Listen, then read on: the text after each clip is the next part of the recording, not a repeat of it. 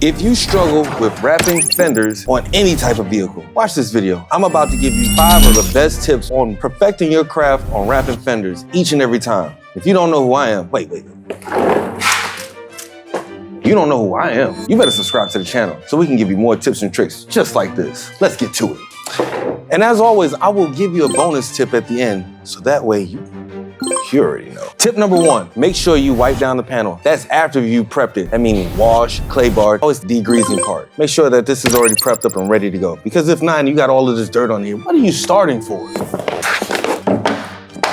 Tip number 2, lay out the vinyl. Make sure that you cut it out correctly to the right dimension. Give yourself an extra 2-inch to 3-inch bleed on each side, both left, right, top, and bottom. Mini tip.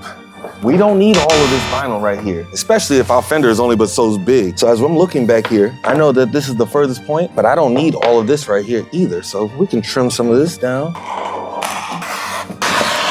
Now we can use this vinyl for any smaller items such as door handles, side mirrors, anything else that can fit in this. Don't waste this vinyl.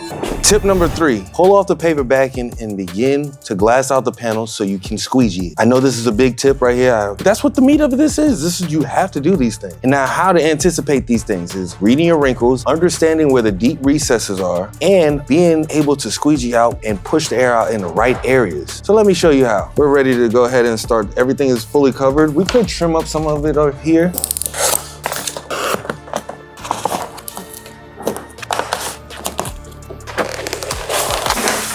Now I can see a little bit of white showing right here. That's okay. We're gonna lift this up and we're gonna reposition this. Now we can get all of this rest of these wrinkles out. It makes it much easier for us to work around. So what we're gonna do first, pull all of this way. We already set an anchor point, tacking it down. Read your wrinkles. We see these? Pull the opposite direction. Tack it down. Now we still have a little bit of slack right here. That's okay. Pull that, tack that down. We can get some of this out at the top right here, pulling and tacking it down. Now this right here needs to come out when we do a little bit of a trim. So we're gonna do a U-shaped trim right here so we can get just the top and then we can focus on the bottom. Now we can get all the rest of this out through the bottom. We need to pull some of this way, but also pull downwards. Now I can pull down, pull towards me, tack this right here. I can read some of these wrinkles. I'm gonna lock this in right here because all of the rest of this is gonna tell me, hey, pull down a little bit harder. Now, once that does that, all these lines will tell me, hey, pull this way now. Let's pull. Now, as I keep that tagged, I'm gonna try to pull and just pop one of those up. That's all I wanna do is pop up the top of it. Tag that. All this needs to be is relaxed, and I'll show you how to do this in a second. Now, the rest of this right here needs to be pulled. So let's go ahead and pull, lock that in. The rest of this right here can be heated and relaxed. You don't need to keep pulling because if you pull down, it's gonna peel back up. So this method right here is called the lift, heat, and lay. Do not heat and pull at the same time. You're gonna burn a hole. As you can see, all of this is relaxed right now. Well, all we need to do is just lay it. Now, the majority of this was taken care of. Now we can focus on the smaller pieces and deal with those as we need. Good.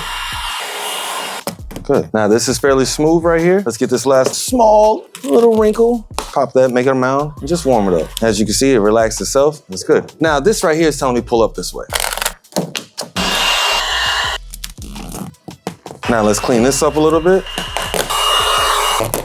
Now that we've halfway done with this step where everything is nice and smooth, now we can go ahead and squeegee. But before we squeegee, make sure you have the good grade squeegee. I'm not worried about the brown side or the blue side, whichever one you got. I'm worried about the buffer. This is a mini tip that is detrimental to a lot of beginners. I know that you got the starter pack and everything. The starter pack is fairly good, don't get me wrong. But it's time for you to upgrade. These right here are banana buffers. I suggest you get some. This makes it glide a lot smoother, causing less imperfections, less creases, less bubbles, less everything. And if you haven't watch my in-depth tutorials on how to wrap fenders or the rest of this car, go ahead and click on a link so that way you can watch our members only videos where we walk you through in-depth, step-by-step on how to properly wrap panels and perfect your craft so you can be the star installer for you.